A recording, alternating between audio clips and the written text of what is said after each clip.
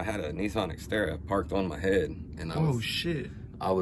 Concrete was down here, the truck was up here, and I couldn't move my head. It had me stuck. Well, my visor was down. I just wanted some air.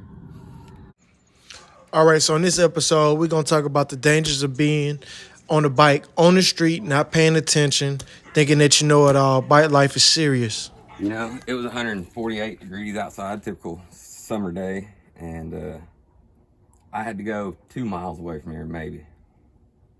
I'm like, screw it. I'm just throwing on my helmet. I left in shorts and a tank top. Bad move, man. Yeah, that's exactly what I'm doing with it, or was gonna do with it.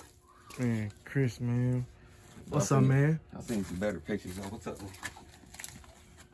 Getting all my garbage and crap taken out here and crashed bikes and shit. Man, it's about you, man. It ain't about that shit, man. It ain't about these material things, bro. It's about you. That's what I wanted to become. I wanted to put you on my channel. Now I'm You know what I'm worldwide. Yeah, man. This is Kris Nance, the famous Kris Nance. You know what I'm saying? So, man, we got the battery, and he checking it out and everything. Because what's going on with my battery? They didn't send you the right bolts. They didn't send you the right screws. They didn't send nothing with you. So we got to find the right nuts and bolts to make them battery cables stay on. Okay. And I've got a battery. Do you think I fried those solenoids, though, man? Because some shit was smoking and... The solenoids wasn't fried whenever I jacked with it last, so... No, I'll just put that new one on there. Yeah, well, I mean, if it's new, it ain't gonna hurt. But, I mean, if you don't need it, you don't need it. You know what I mean? Yeah. Because what happened was, I was like, man, it was doing that... I had to keep on doing that bump start shit. It was and doing I'm like, the what? It was like... So I'm like, man, I'm tired of doing all this bump start and shit. You get what I'm saying? Keep bump starting, you're gonna tear it up. Yeah. See, this is what I want to show people, though, man. Like, it don't require a lot of money to do this stuff. You just gotta know the right people. And if you can't do it yourself, cause see, I'm trying to do it myself, and I'm like, I'm just trying to make sure I don't do more damage. But y'all see, Kris got his race bikes broke down. Man, that's why I stopped. That's exactly why I stopped while I'm ahead. Well, you know, if I didn't have the whole bike shop in my garage, it'd be hell easier. I remember when this thing right here was the one, and I seen it the first time I laid my eyes on this thing. I fell in love with it. She don't look like she used to. Man, at all. And that was just like a short few months ago, like when you look at it. August 1st was the day of the accident. Damn. Man, this dude a walking.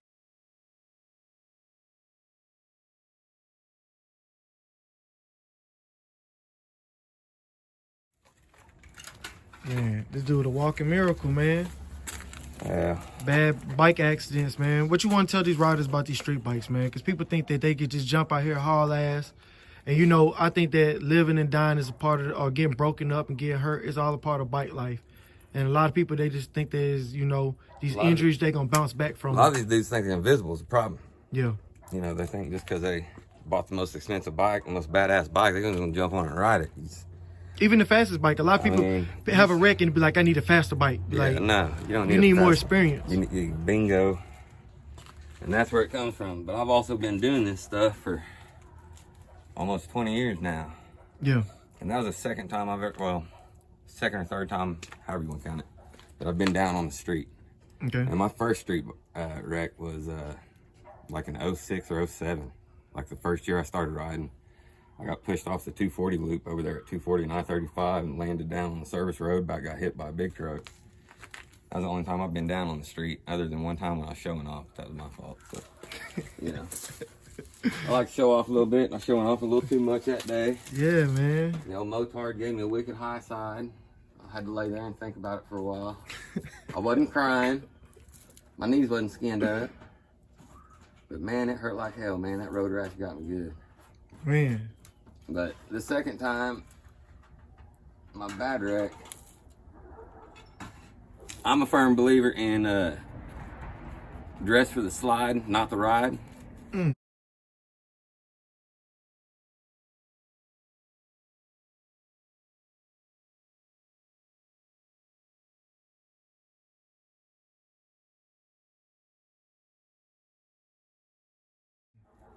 You know, it was 148 degrees outside, typical summer day, and I had to go 2 miles away from here, maybe.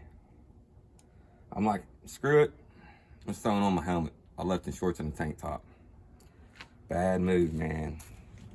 Traffic was backed up. I changed lanes. Dude waved the guy out from the right side of the road over here. And the kid cut across the R2 lanes and didn't see me. And I had about 20 foot to make a decision. And You laid the bike down? I laid it down. I had it almost stopped. I did good up until about the last 10 foot. And my front wheel locked up and it washed out. I was good till then. I would have had it stopped because them Brimbos will stop a bike. But. And a Mustang too. Man. Whew, and I ended up laying it down. I wanted to hit the dude's truck, roll over the hood, and hopefully just land on the other side. Well, turns out I'm not Jackie Chan, so I can't do that. So it did everything opposite. I slammed on the brakes, I folded it up, I watered it up, I went under the truck, and then I got stuck under the truck. Yeah, that sucks. And then when I woke up, I couldn't move my head, so I thought I was paralyzed. Had some people talking to me, and I could barely hear them because I still had my helmet on. I did have my helmet on, even though I was in shorts and a tank top. I couldn't move my head, and I thought I was paralyzed. And I started panicking. Well, I wiggled my toes from having a dirt bike crashes. Wiggle your toes, make sure you're not paralyzed, because I crash a lot. Okay. In your younger days? Yeah. Before you got old? Bingo. Wiggled my toes, everything's good. I'm like, all right, well, why can't I move? Well, it took me a minute to realize what I was under and what was happening. I had a Nissan Xterra parked on my head, and shit. Concrete was down here, and the truck was up here, and I couldn't move my head. It had me stuck. Well, my visor was down. I just wanted some air. So I'm in there panicking and yelling, and I just see all these feet just standing in one spot. Wasn't nobody doing shit. And I started losing it. Well, my back was burning real bad. I thought somebody was pouring water on me. Well, it was the radiator overflowing, antifreeze boiling hot down on my back and melted a hole in my back, basically. And the dude was talking to me. The guy got out with a jack, started jacking the truck up. It got about halfway up, and I got like a little breath of, I felt that the truck was raising up. And then as soon as I felt that raise up, I heard a ding. They lift the pressure. And then boom, that truck fell back down on me. The jack broke.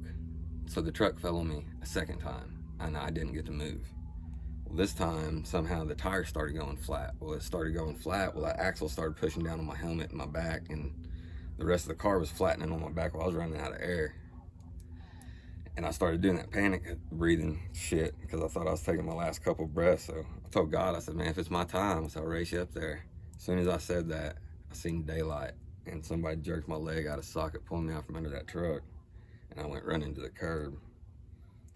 But, you get some time to lay there and think about shit whenever you think you're about to die, so go ahead, get your head straight out there. Man. This the everybody that Kris said he gonna bust Mr. Tropicana up with right here. He say this one right here.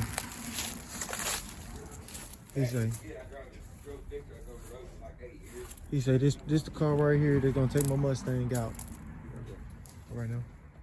He say this the one. I thought he was talking about this one. What's up?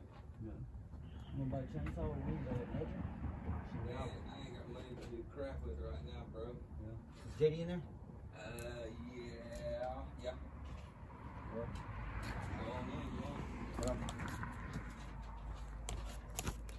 But the window's missing on your F-body? What up? The window missing on your F-body? Hang on a minute. I think the window missing on this thing. Did he break it?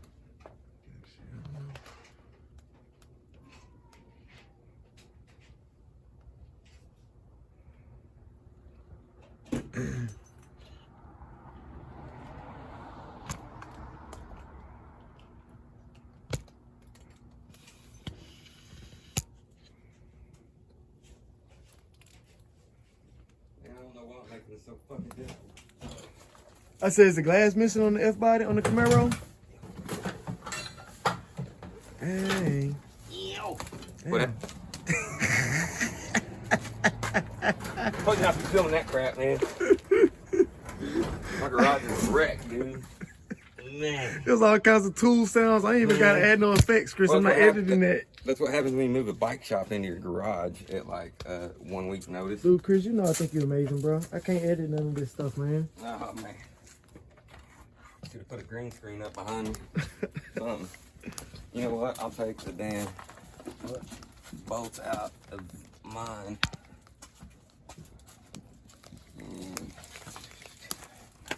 Are we getting some bolts off the Lucky race bike?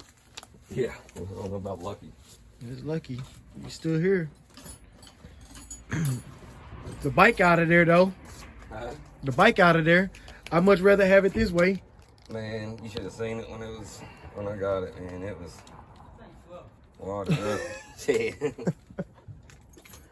It might be slow with the wrong rider on it. Gotta have the right rider, though. I know, we're still looking for that guy. Nah, I shortened it up and took the long swing arm off of it, took the nitrous off of it, and started riding it. And then I was riding a wheelie down the highway down at Norman the other day, and looking all cool on my wheelie, and it was like, wow, and it was, brrr. I was like, oh shit. What happened? And I spun a bearing or something, man. Like too much low oil pressure? Yeah, like starving it of oil, or just it's wore out. I mean, I've only been street racing it for like the last year. So, you know, I mean, I'm not real easy on it. Hey, I want to thank everybody that stayed tuned watching this. This is an important video for me because I just know that, you know, everybody think that this bike life stuff is just something that anybody can just jump out here and just do, man. You know, it's really dangerous. You got to get you a good mechanic. Kris Nance from one of the best. If you're in the Oklahoma area, man, I recommend y'all get up with my boy Kris Nance. He's in Moore, Oklahoma. I mean, dude's legendary mechanic. But like y'all heard the stories, man, you know, you could ride one day and be dead the next. So you could die in the same day riding these bikes. So I'm just asking everybody be careful and cautious when you're out here riding. You know, you want to have fun, but you don't want to get hurt.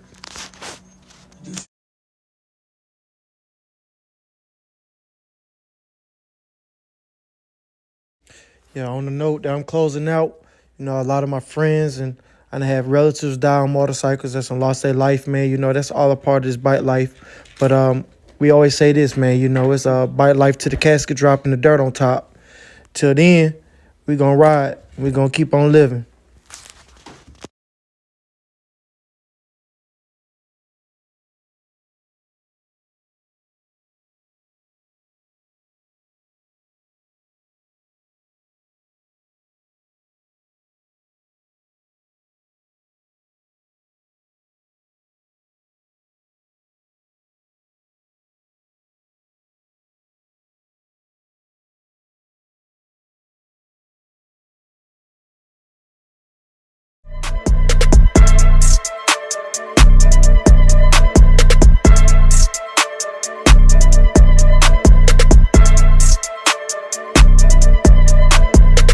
I want you to like, share, and subscribe. Don't forget to hit the notification bell so you can get the freshest, hottest new videos as soon as they drop.